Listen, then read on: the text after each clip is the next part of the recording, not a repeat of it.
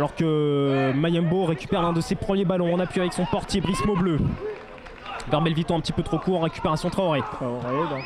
Ouais, déjà ballotté au milieu de terrain, Délétra pour la récupération. Projection de Peuget dans l'espace pour Nicolas Belvito. Déjà dans la surface, déjà dedans pour Nicolas Belvito. Il n'aura fallu que 5 minutes pour que Nicolas Belvito ne refasse trembler les filets dans ce championnat national. Lui qui a été champion, je vous le disais, avec le Red Star en 2015.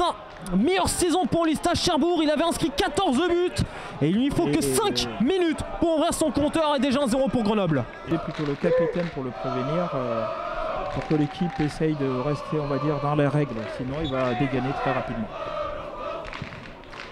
Le coup franc frappé dans la surface par Délétra, la tête de Belvito, ça retraînait dans la surface de réparation de Délétra justement pour le 2-0. Grenoble a décidé de ne pas faire de cadeau sur ce début de match, 2 frappes, 2 buts et c'est finalement le capitaine Julien Délétra qui va mettre cette sanction. L'entente n'y est pas, et là, on voit mais Grenoble est déjà au sommet de ce championnat puisque c'est la seule équipe à mener 2-0.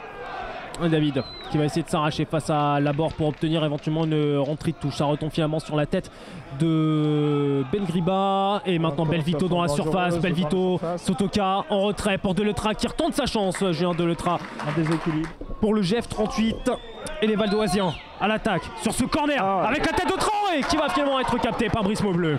Un premier acte globalement maîtrisé par les Grenoblois qui mènent sur le score de 2-0.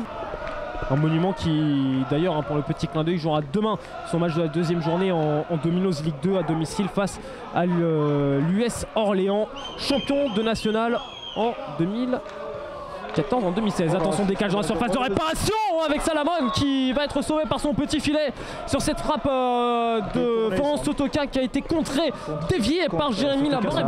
Un petit pont validé, un deuxième avec un contre favorable. Jeu écarté sur la gauche avec Florent David.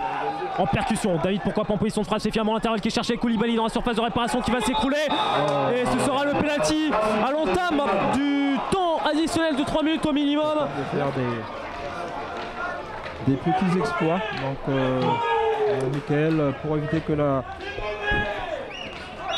disons que... Et Edwin Manan pour ce penalty, 3-0, 2-0, ce sera 3-0 pour commencer avec le GF38 cette année. C'est simple, c'est efficace, c'est 2 buts dans les 15 premières minutes, c'est un penalty transformé dans le temps additionnel. Et M. Keradji qui siffle la fin de cette rencontre, le retour du GF38 en national est réalisé de la plus belle des manières avec cette victoire 3-0 face à l'Entente Sannois Saint-Gratien.